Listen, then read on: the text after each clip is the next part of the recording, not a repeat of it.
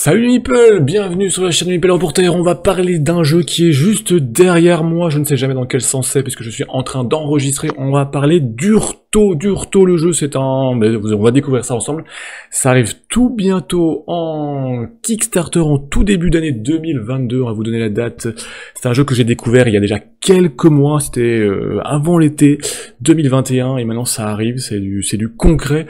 Et pour vous présenter ça, quoi de mieux que d'être avec les deux auteurs, les deux porteurs de projet. Il y a Julien et Quentin et Julien, je ne sais pas par qui je dois commencer. Bonsoir les amis et un grand merci de prendre le temps de venir présenter votre création. Bonsoir. Salut et merci salut à toi de l'invitation. Merci, ouais. Voilà, alors Quentin est au-dessus de moi et Julien est de l'autre côté. Bienvenue, puisqu'en plus je crois que vous êtes en Suisse, si je me trompe pas actuellement. Donc c'est presque une vidéo à l'international, avec un décalage horaire phénoménal, de quelques minutes. Donc on a là sur le plateau Urto. Alors est-ce que voilà, déjà avant qu'on présente Urto, qu'est-ce que c'est, comment ça se passe, est-ce que voilà, d'où vient ce projet, est-ce que vous êtes réveillé un matin avec ce projet, voilà, comment est-ce qu'est venu un petit peu ce projet dans les grandes lignes, cette idée de vous lancer sur la création, parce que c'est votre premier jeu, votre première campagne Kickstarter, et je vous laisserai donner la date exacte et l'horaire qui arrive. Alors je sais pas si c'est Quentin ou Julien ou à double voix qui allait vous lancer. Je vais me lancer. Vas-y.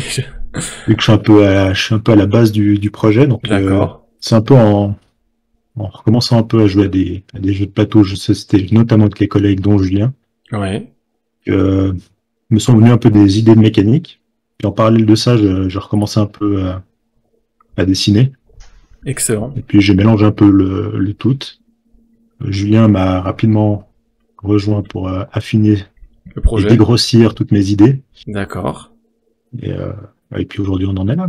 D'accord. Donc si j'entends et je rebondis que c'est toi qui tu dessines, hein. Est-ce que ça veut dire que les illustrations sont de toi? Alors oui, tout.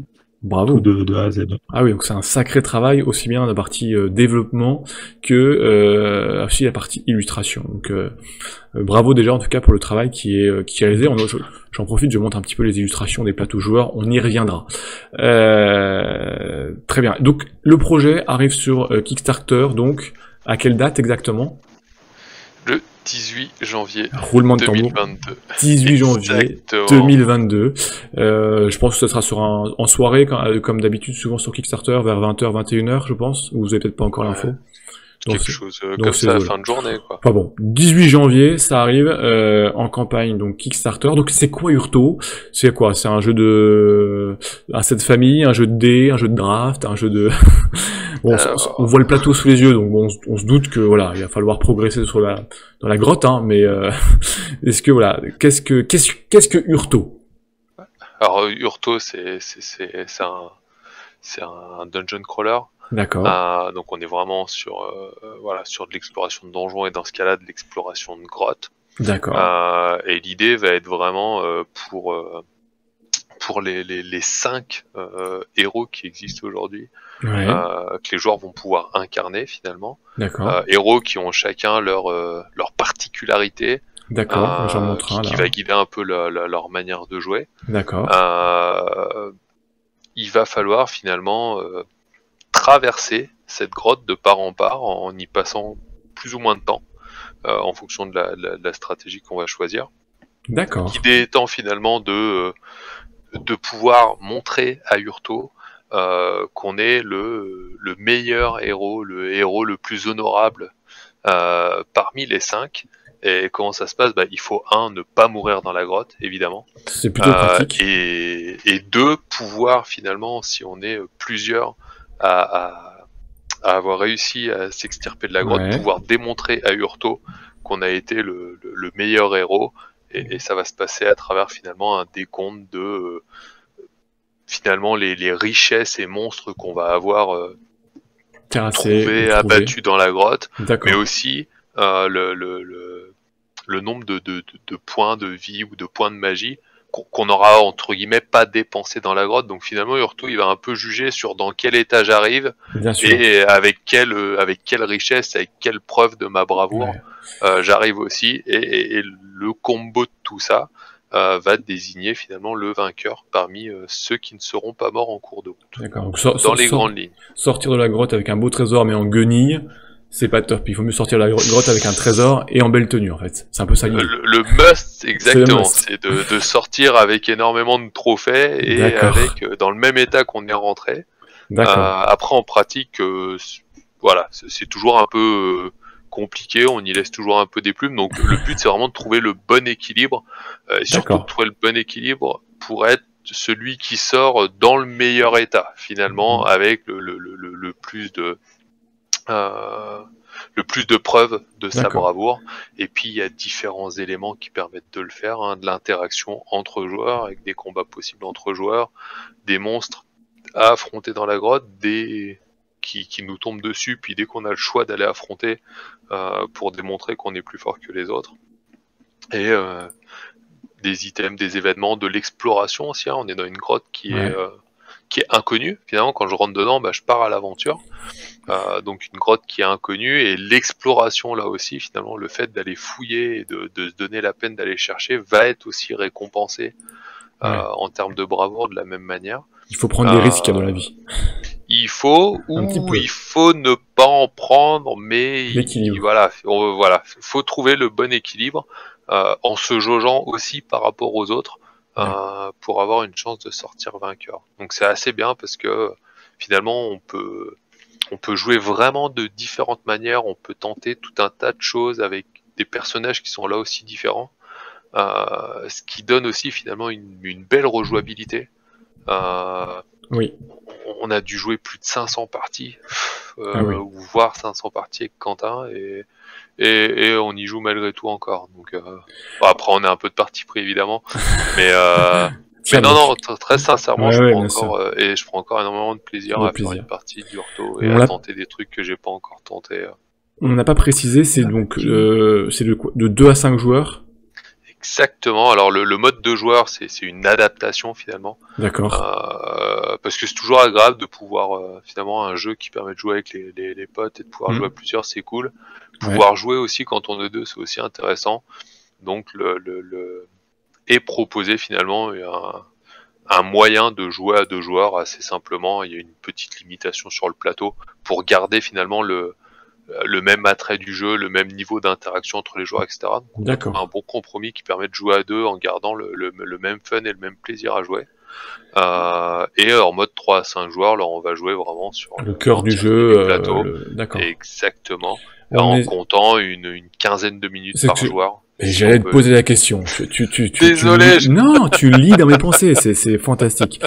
Une quinzaine de minutes, d'accord. Donc sur une partie 4 joueurs, on est sur 1 heure à peu près environ. Voilà. Donc c'est pas trop long, c'est pas trop court, c'est un juste milieu, ça peut se sortir sur une soirée. Bah excellent, on commence un petit peu à comprendre un petit peu ce que ça va être Urto, on va incarner des personnages, on va explorer une grotte, on va essayer d'en sortir vivant déjà, et puis d'avoir quelques trésors et un peu pas trop en mauvaise santé, on va dire. Voilà, on va prendre toujours l'inverse parce qu'on sent que ça va pas forcément être super simple non plus. Hein. On sent que bon. C'est une grotte un peu hostile malgré tout, hein, il faut le dire. Donc on n'a pas choisi la meilleure grotte, quoi. Franchement, on aurait pu prendre la cave sous la maison de la grand-mère qui était éclairée, ça aurait été peut-être plus simple. Bah, bon. Alors, c'est comme ça. Finalement, sur le fond, je choisis pas vraiment le pitch du jeu hein, pour rentrer là-dedans, parce qu'il on a voulu quand même ce côté un peu, finalement, qu'il y ait une histoire derrière, que ce soit un peu immersif et que tout s'explique, et ce côté un peu histoire qu'on aime bien.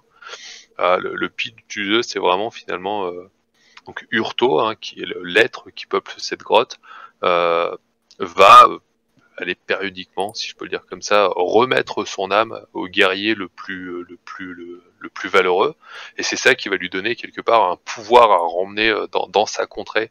Je montre Urto, et qui va apporter un peu finalement, exactement, qui va apporter un peu finalement gloire et richesse à la contrée en question, parce que c'est vraiment un gros pouvoir.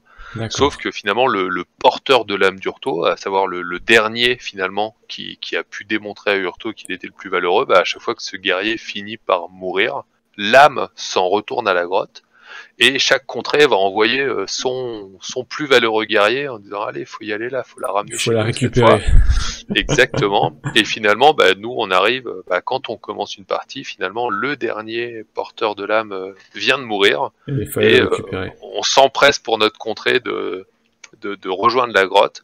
En même temps que les copains des autres régions. Les copains, ils vont pas rester copains très longtemps, j'ai l'impression quand même. Il y a voilà, c'est copain mais pas trop. Copain mais pas trop. Peu copain quand même. et on va essayer d'aller se frotter en même temps que les autres et essayer de sortir son épingle du jeu. Excellent. Pour amener le pouvoir à la maison. Bon, je propose c'est qu'on va se frotter un petit peu. Est-ce que on peut regarder un petit peu là, on voit différents éléments. Hein. On a les plateaux personnages en bas. On a donc Barboy, Sanka, Arminus, Molessor et Oriandre. On a un plateau au milieu qui représente la grotte, puis 2-3 éléments, quelques pioches piles de cartes, deck de cartes. Est-ce que voilà, vous pouvez nous présenter un petit peu soit un tour de jeu ou les quelques éléments pour comprendre les mécaniques, je dirais générales, sans entrer dans le détail, hein. Mais voilà, essayer de comprendre de quoi il en retourne pour explorer cette grotte qui nous tend les bras. Comme l'a bien dit Julien avant, tu vois que toutes les cases sont grisées. Ouais. Donc le premier explorateur, le premier héros qui va avancer, va découvrir le plateau pour les autres. D'accord, ah oui, donc on va sur les cases, mais on sait pas ce qu'il y a dedans. D'accord. Exactement, c'est particulièrement valable pour les 3 premières, vu que c'est un goulot d'étranglement. Après, chaque héros est libre de prendre le chemin. Et on voit qu'à la fin, ça se resserre aussi. Ouais, exactement. Excellent. Et après, quand je dis chacun est libre de prendre le chemin qu'il veut, on peut décider d'une stratégie assez directe. Ouais. En étant le premier à sortir, en n'ayant pas trop perdu de plumes. D'accord. Mais au contraire, on n'aura peut-être pas amassé assez de points de victoire. Ouais. Et on peut perdre, entre guillemets, un peu de temps et prendre les extrémités, enfin les bords du plateau, pour aller chercher des armes divines, représentées sous des formes de dés. D'accord. Ils vont offrir à la fin de chaque tour aux porteurs un avantage pas négligeable. D'accord. Ce dé-là, c'est les troupettes de renommée qui vont booster un peu les points de renommée du porteur, entre autres, pour pas trop rentrer dans les détails. Ouais. Et celui-là, c'est le marteau de Tellure qui va provoquer des éboulements dans la grotte et faire tomber de la caillasse sur la tête des autres joueurs. Ah oui. Donc plutôt perte de points de vie et ici gain de points de victoire, on va dire. Et puis on voit bien qu'au milieu, il y a un petit truc qui m'a pas l'air bien sympa. Je sais pas, je le sens pas, le petit jeton rond au milieu. Je sais pas, il m'a pas l'air sympathique celui-là. C'est pas spécialement pas sympa, je dirais. Finalement c'est le master monstre de la grotte finalement. D'accord. Alors pas sympa dans le sens où il est costaud, sympa dans le sens où le vaincre, si on veut démontrer qu'on est brave, c'est un des bons moyens quand même d'amasser des points de renommée. Donc voilà, faut juste y aller de manière réfléchie, armé convenablement et bien préparé, mais ça fait partie des moyens de pouvoir arracher la victoire, finalement, que de l'affronter. Après, malheureusement, des fois, il peut nous tomber dessus au moment où ça nous arrange pas trop, mais là, c'est une autre histoire. Oh, je le sens bien, ça. Alors, est-ce qu'on peut regarder un petit coup d'œil sur les plateaux joueurs, et puis après, vous allez m'expliquer un petit peu la mécanique d'un tour sur le plateau, mais est-ce que, le plateau joueur, là, j'ai pris par exemple Arminus, là, qui est au centre, joli petit serpent, hein, avec son petit verre qui est en train de boire, je sais pas, un peu de sang ou du jus de raisin à bulles. Alors, on voit des capacités, puis on voit deux lignes de mana. Je pense à la magie et puis les points de vie, je pense. Ça m'a l'air assez explicite, mais oui. Est-ce que j'ai dit des bêtises? Pas du tout. Non. Donc on a de la magie en haut et des points de vie. Ok. La magie globalement va servir à chaque héros pendant les combats. D'accord. À booster son jet d'attaque. Ouais. Alors, si typiquement tu reprends l'alpha, tu vois qu'il a 5 d'attaque, c'est qu'en gros lui son jet de dé, ce sera tout le temps 5. Ah oui. Pour faire tout le temps 5 avec un D6, c'est pas évident. Donc tu vas pouvoir booster ça avec de la magie.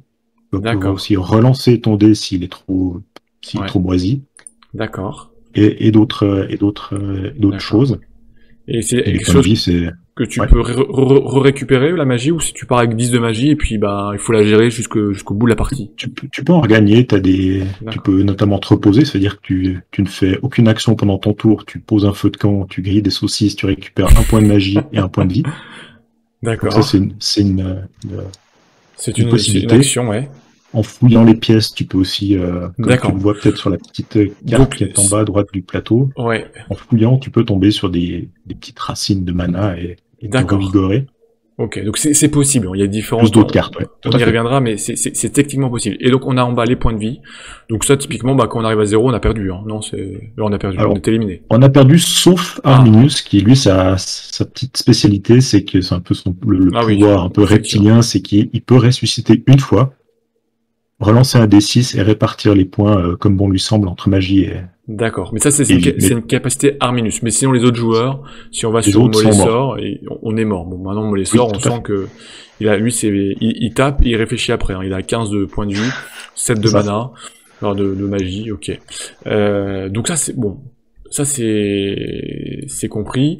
Alors, est-ce que sur la partie genre du plateau, voilà, comment est-ce que ça va se passer un tour de jeu dans Hurto, qu'est-ce qu'on va faire, qu'est-ce qu'on va pouvoir faire à chaque tour de jeu, voilà, comment est-ce qu'on va faire pour arriver au bout de la grotte là? Alors pas de souci. Pour ce faire, c'est comme je t'ai dit, on va explorer. Le premier qui va mettre le pied sur une case inexplorée va devoir piocher dans ce sac. Donc en fait, à mon tour de jeu, je peux avancer, c'est ça, directement d'une case ou... Alors avant d'avancer, alors par défaut, tout le monde a un point de mouvement gratuit. D'accord, donc ça déjà on peut toujours se déplacer. Exactement. Pour savoir où tu vas mettre les pieds, tu vas devoir piocher dans le sac. Ouais. Un jeton. Ouais. Et en explorant, typiquement là, tu as des possibilités de tomber sur des vestiges d'anciens héros qui vont t'offrir des points de renommée. Donc là, tu découvres pas ce qu'il y a dans la case, mais en te déplaçant, tu as obtenu un point de renommée. D'accord. Il y a différents jetons, il y a différents jetons, points de renommée, une torche. Ça, c'est la grande majorité des cases, ce sont des torches. Donc ta case, tu arrives, elle est illuminée, tout paraît safe. Ça te permet d'explorer la case. D'accord. Et pour explorer la case, c'est avec un système de dés, en fait. Du dé de fouille, le dé 12. Et selon les résultats, tu vas tomber tu vas réveiller l'alpha. Tu vas essayer de venir te mettre un petit taquet. 2, tu trouves une potion de vie. 3, une potion de mana. Sur un 4, 5, 6, tu vas piocher un artefact. D'accord. 7, 8, 9, 10, tu vas piocher un événement. D'accord. Tout en haut à droite. Ouais. Et 11, 12, tu réveilles un monstre. D'accord. Donc tu vas combattre un monstre. D'accord, donc si on regarde plus une carte je prends la première pour montrer, et la première pour voir comment elle se présente. Hein, on fera une vidéo de partie qui arrivera quelques jours après celle-ci, donc vous verrez vraiment le détail, mais là on est vraiment là pour essayer de dégrossir, je dirais, le sujet. Donc là on a voilà, donc là, oui, alors, non, d'ailleurs, il est aussi en français. Le jeu, d'ailleurs, on l'a pas précisé, j'en profite, le jeu sera en français, sera proposé en français lors de la...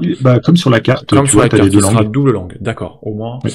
Pas de souci. Donc là, voilà, là, c'est un événement, donc, qui était tiré, alors qu'est-ce qui se passe, c'est qu'on lance un dé, puis on va appliquer ce qui va... Exact, alors là, pour le coup, t'es pas obligé de faire cet événement, sauf Sanka, le personnage bleu, qui lui, son petit penchant pour la boisson, l'oblige à faire cet événement. D'accord. Ah oui, et après, à toi de voir si tu es prêt à jouer, être un peu joueur pour... 4 points de... Ah ouais, ok, c'est tentant ça, c'est tentant, une bonne c'est plein de petits événements comme ça. D'accord. Il faut intervenir des dés, il y a de l'interaction avec les autres joueurs, etc. Alors, et là, si on tombe sur le petit The Grumpy, Papa One, je ne sais pas pourquoi vous êtes là, mais moi je m'en moque, il a pas l'air très simple, il a l'air grognon. On l'a un peu dérangé pendant son travail de minage, mais vas-y Julien. Ouais. Alors typiquement les monstres sont un peu tous construits de la même manière, un nombre de points d'attaque qu'on voit en bas à droite, un nombre de points de vie qu'on voit en haut à gauche, et en haut à droite le nombre de points de renommée finalement.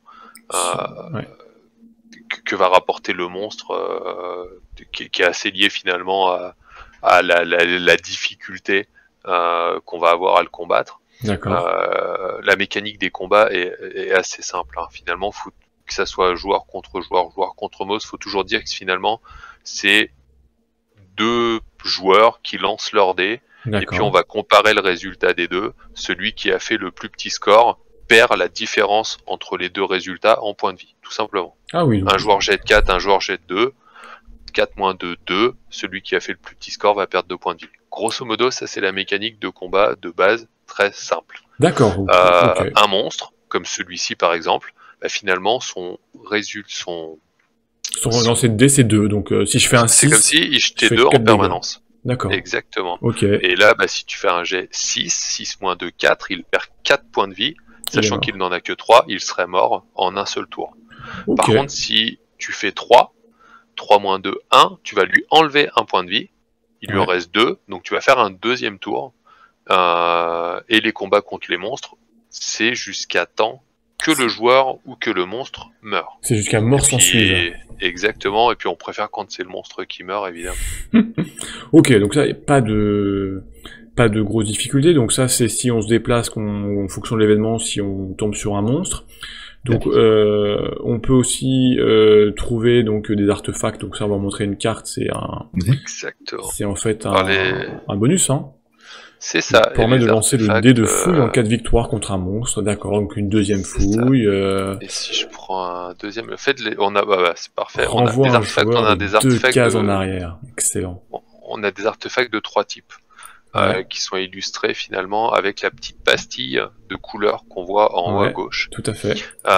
Donc les artefacts avec la petite pastille violette, c'est donc peut-être je te le dire avant, on voit bien que ces artefacts, il y a un petit nombre de points de renommée en haut à droite. Donc ça finalement c'est quelque part des richesses. Donc les artefacts avec lesquels je vais me présenter devant Urto vont me rapporter. Rapporte aussi des points de victoire. Ah, il y a plein de points de victoire, d'accord.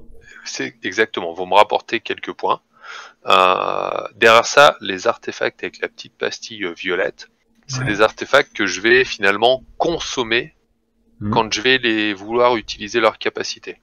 Donc je vais les défausser au moment où je les utilise. Et donc au passage, je vais perdre les points de renommée que j'aurais si je les avais gardés. Finalement.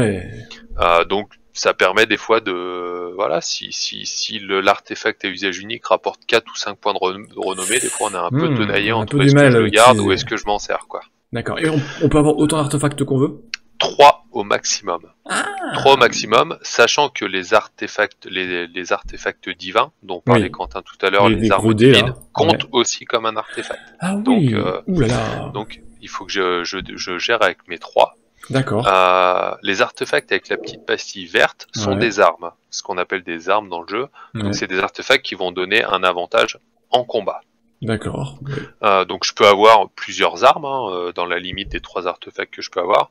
Par contre, quand je suis en combat, quand un combat s'engage, je ne peux utiliser qu'une de mes armes si j'en ai plusieurs. D'accord, donc bien sûr. Au début du combat, je devrais dire est-ce que j'utilise mon bouclier, mon épée, ma dague, peu importe finalement. Mais je peux avoir plusieurs armes, mais je peux n'en utiliser qu'une en combat, pour pas cumuler les effets, puis à la fin avoir des personnages qui sont imbattables non plus.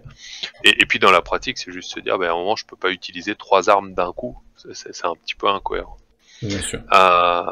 Derniers artefacts sont ceux avec la petite pastille jaune. Là, c'est pas des armes, c'est des équipements. Et finalement, c'est des équipements qui, tant que je les ai sur moi, leur effet va s'appliquer. Là, celui-ci, par exemple, me permet de...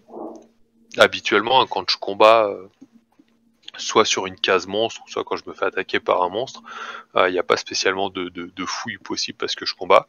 Et cette carte permet d'autoriser une fouille après avoir vaincu un monstre. Ce qui peut être intéressant parce que du coup ça donne potentiellement la capacité de récolter des items supplémentaires durant un tour où j'ai combattu. Donc c'est un artefact intéressant parmi tous les autres. Donc l'avantage c'est que tous les artefacts sont uniques. Ils ont tous des effets vraiment assez, ils sont tous assez uniques, divers. donc il n'y en a pas 2 fois le même. Il n'y a pas 2 fois le même, donc c'est assez cool, parce que souvent déjà pendant une partie on les tire pas tous, donc pareil en termes de rejouabilité, ça permet vraiment de faire plein de petits combos différents, voilà, c'est assez intéressant. Donc si on reprend, donc on progresse, on peut progresser d'une case, on va fouiller sur les nouvelles, qu'on arrive sur une tuile qui a été inexplorée. Et donc, voilà, qu'est-ce qu'on On peut également tomber sur ce jeton, qui est un raccourci et qui t'amène directement à la case suivante. D'accord, donc on avance de 2 cases. Ouais. C'est ça, le raccourci pour le coup est disponible pour tous les autres joueurs. Ah oui, donc dès qu'on va passer, on va accélérer. Ça accélère un peu le truc. Le jeton monstre, eh ben, on tombe sur un nid de monstre. Donc là, c'est directement piocher une carte monstre. Et on combat. Et le combattre tel que l'a expliqué Julien avant. Et si un autre joueur passe derrière, il combat aussi alors. Exact. D'accord. Exact. Ok. Peut-être si je reviens sur les cases torches, on peut tomber sur ces deux variantes. D'accord. Donc c'est là, avant de pouvoir fouiller, il va falloir qu'on prenne, il y a le petit point d'interrogation qui est le même que sur les cartes événements. On va déclencher un événement. D'accord. Ok. Et sur celui de droite, on va pouvoir soit fouiller, et sur la prochaine version, on mettra une petite barre oblique pour dire que c'est soit une fouille, soit on utilise la fontaine. Ouais. Et la fontaine, en fait, ça peut être particulièrement utile en fin de partie pour équilibrer ses points de vie et ses points de magie. Admettons, on aimerait, tu vas échanger 3 points de magie pour 3 points de vie, ou l'inverse. Ah oui, donc ça peut être intéressant. D'accord. Dans les autres choses, alors ça c'est presque un des jetons les plus intéressants, c'est le champignon. Une énorme monstruosité fongique qui te bloque l'accès à la salle. Donc en fait, c'est pas la salle définitive, mais pour y avoir accès, il va falloir détruire ce champignon. D'accord. Pour ce faire, tu vas prendre ton dé de combat, et il va falloir faire 5 pour le détruire. Sinon, on passe 5. Exact. 5, ça peut paraître beaucoup avec un D6, donc là, encore une fois, tu peux booster ça avec de la magie. Avec ta magie, oui. Ou faire des relances avec la magie. D'accord. Et là où ça devient intéressant, c'est que ce sont des champignons magiques dans cette grotte magique, et les spores se répandent un peu aléatoirement dans la salle, enfin dans la grotte. Ouais. Alors, pas si aléatoirement que ça, c'est-à-dire que celui qui a vaincu le champignon va pouvoir le replacer à l'endroit où il veut. Ah, qui va venir bloquer les autres joueurs. Voilà, c'est ça. Excellent. D'accord. On peut le mettre derrière soi pour se protéger, devant un autre joueur, etc. Donc on va avancer, on va combattre des monstres, on va fouiller. Et là, on a tous les jetons. Et on a tous les jetons. Et ce qui reste, il reste. On peut donc combattre entre joueurs, vous avez dit. Donc ça, quoi, c'est que je pense que ces 2 joueurs sont sur la même case. Comment ça se passe? Exactement. Il faut simplement être sur la même case que le joueur qu'on veut agresser, finalement. Pourquoi combattre? Oui, c'est finalement, combattre, attaquer un autre joueur va rapporter un point de renommée à l'attaquant. Qui gagne ou qui perde, finalement. C'est il a été... sa bravoure. Ça plaît Urto, un peu d'action. C'est ça. Il a eu le cran d'aller essayer, donc ça lui rapporte un point de renommée. Et puis peut-être qu'au passage, en plus, il va réussir à faire perdre 1 ou 2 points de vie à celui qui l'agresse s'il a bien choisi sa victime quelque part. Et du coup, c'est tout bénef parce que c'est plus un point de renommée pour celui qui attaque. Si en plus c'est moins 2 points de vie pour celui qui a attaqué, dans le décompte final, c'est un deal intéressant. Ouais. Ces combats, par contre, à la différence des combats contre les monstres qui sont des combats à mort, les combats entre joueurs, il n'y a qu'un tour. Donc on fait un tour, on résout le tour et on repart bons copains. On repart bons amis, ou presque. Voilà, ça dépend du nombre de points de vie qu'on a mis, et ça peut être donc l'attaquant qui perd des points de vie. Bien sûr. Donc ce qui peut faire qu'on soit bons amis si par hasard l'attaquant se prend un -5 parce qu'il a fait un 1 et l'autre un 6. Bon, allez, c'est pas grave, je t'en veux pas de m'avoir attaqué. D'accord. Et alors donc il reste quand même malgré tout. Donc on a donc les fameux deux armes magiques, donc à droite et à gauche. Donc en les récupérant, ça vous donne un dé supplémentaire. Donc qui donne des bonus comme vous nous l'avez expliqué, soit avec des cailloux qui tombent, soit avec des points de renommée ou de la fouille, des artefacts. Il y en a les trompettes de renommée vont vraiment permettre de, dans les grandes lignes, soit gagner des points de renommée supplémentaires ou en voler aux autres. Ah, intéressant. Qui peut être intéressant. D'accord. Celui de droite va plutôt lui avoir généré des éboulements dans la grotte qu'on va pouvoir diriger sur qui on veut, voire sur tout le monde éventuellement, et du coup qui va finalement enlever des points de vie aux autres joueurs. Et ces 2 armes divines sont complétées par la 3e qui se trouve finalement à l'entrée de l'antre d'Urto. D'accord. Et celui-ci va un peu sonner il va sonner un peu le gong d'une fin de partie qui approche, Ouais. parce que le premier joueur à sortir va se saisir évidemment de cette dernière arme divine qui s'appelle la Faux d'Ankou, et ce joueur qui sera sorti, bah, finalement ne joue plus. La seule chose qu'il va faire une fois qu'il est sorti, c'est à chaque fois que c'est son tour, il va lancer ce dé qui va faire perdre 1, 2 ou 3 points de vie à tous les joueurs qui sont encore dans la grotte. Ouh là là. Donc il y a un petit peu un petit décompte macabre qui va mettre un petit coup de pression à ceux qui sont encore dans la grotte, qui ont intérêt de relativement vite sortir s'ils veulent pas mourir dans la grotte. Donc si les autres joueurs sont très loin, ça peut faire très mal en fait.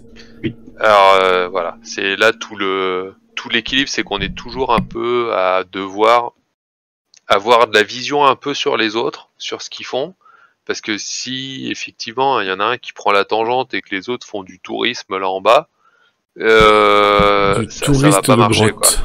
Exactement. Okay. Il faut garder un peu un œil sur les autres et adapter sa stratégie aux items qu'on a trouvés, aux personnages qu'on a, mais aussi à la manière dont les autres mènent leur partie, parce que finalement à la fin c'est contre eux qu'on va devoir finalement se vendre devant Urto, si je peux dire comme ça.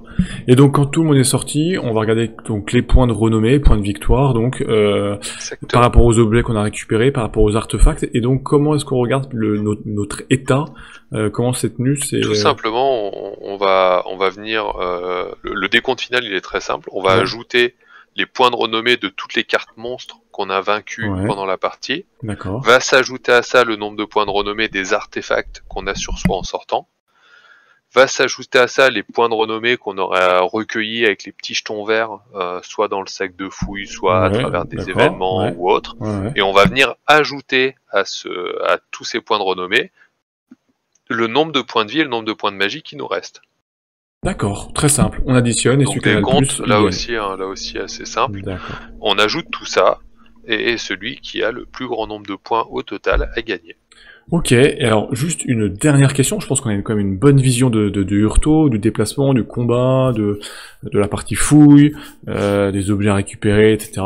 Quand même, parce qu'on voit depuis tout à l'heure ce petit alpha qui est au centre là. Est-ce qu'il se déplace ou est-ce qu'il nous attend gentiment? Alors, il va finalement, si je fouille une pièce, donc une casse-torche par exemple, sur un résultat de 1, je vais avoir fait énormément de bruit en fouillant. D'accord, je rentre en discrétion et en fait je tombe. Voilà, et c'est l'alpha qui va venir me chercher là où je suis, que je vais devoir affronter. Mais finalement, l'alpha, quand je m'aventure dans cette grotte, ce que je sais, c'est que grosso modo, au milieu, c'est là que l'alpha réside, entre guillemets. Donc je peux aller, moi, le chercher pour l'affronter. Ce qu'il faut savoir sur l'alpha, c'est que l'alpha, une fois qu'il a été battu 5 fois, il disparaît de la grotte. D'accord. On a 5 opportunités. D'accord. Ok, je vous montre une carte de alpha quand même, pour terminer, il a l'air sympathique. Et puis bon, après je dévoile pas, mais c'est ce genre de choses, on peut avoir plusieurs monstres ou plusieurs versions en fonction. Juste si je peux me permettre... c'est votre vidéo, donc allez-y. Tu as parlé de déplacement, il y a une notion qui est très importante dans ce jeu, pour un peu gérer ta vitesse de déplacement ou non, et tout ça, c'est que tu peux rejouer un tour, moyennant 2 points de vie, on appelle ça un sprint, donc ça te fatigue, tu perds 2 points de vie, et tu rejoues un tour. Tu peux le faire une fois par tour. Alors c'est au détriment de ta vie, tu peux avancer beaucoup plus vite, et ça peut te donner un petit coup de boost pour aller chercher un jeton, chercher un dé, éviter un truc. D'accord, ok. Donc effectivement, il y aura une gestion aussi un peu de course entre les joueurs. Mais ça te coûte de la vie. À toi de voir. Il va falloir trouver ce qu'il faut. Excellent. Bon, on a fait un bon tour quand même. Jeu de déplacement, jeu de fouille, jeu de combat, jeu compétitif. Enfin bon, voilà, on a fait un bon tour. Donc c'est Urto, ça arrive donc le 18 janvier 2022 en Kickstarter. Est-ce que on a un ordre d'idée si on sera plutôt sur 40 €, 50, 70, 250 €? là tu cherches, je crois que JB cherche les exclus. Non, mais je cherche même pas. Non, mais bon, ok, je passe. Non, mais je pense non, mais je pense qu'on on a déjà l'idée. Donc une fourchette, on n'est pas. Je ne le sais pas. C'est plus qu'une fourchette. Qu'est-ce qu'on dit quand on y va? On peut y aller, ouais. Voilà. Alors, roulement de tambour. Boum, boum, boum, boum, boum, boum, boum. Alors ça, en plus, c'est l'exclu de l'exclu, là. Oh, wow.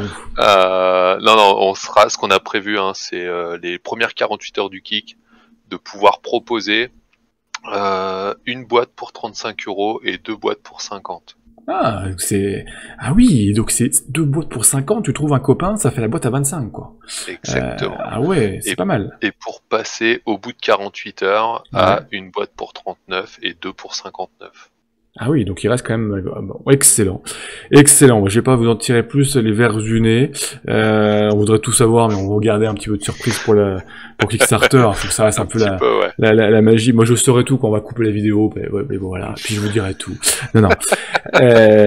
En tout cas, Quentin et Julien, merci pour cette présentation. Ça nous met, je dirais, l'eau à la bouche. On a envie d'aller explorer cette grotte malgré les dangers qui nous attendent. Hein. On est un peu des fous, mais on a envie. Donc je vous souhaite une belle réussite dans votre campagne Kickstarter. Je vous donne rendez-vous à tous donc le 18 janvier 2022, déjà 2022, pour participer, suivre à cette campagne. Donc on aura besoin de vous, ouais. Il y aura besoin de toute la France, de tous les Suisses et de tout le monde. En tout cas, un immense merci. Mais voilà, ceux que ça intéresse ou ils ont envie d'en savoir plus. Et ben dans quelques jours, il y aura une vidéo de partie avec Julien et Quentin et puis deux grands invités que vous connaissez beaucoup sur la chaîne, mais je vous laisserai les découvrir. Et puis aussi il y aura une vidéo avec une boîte prototype, donc du physique. Je reprendrai les règles vraiment, et pour vous montrer du physique comment ça se passe. Comme ça, vous aurez vraiment toutes les billes en main pour savoir si vous allez explorer Hurto ou si vous restez à l'entrée de la grotte parce que vous avez trop peur.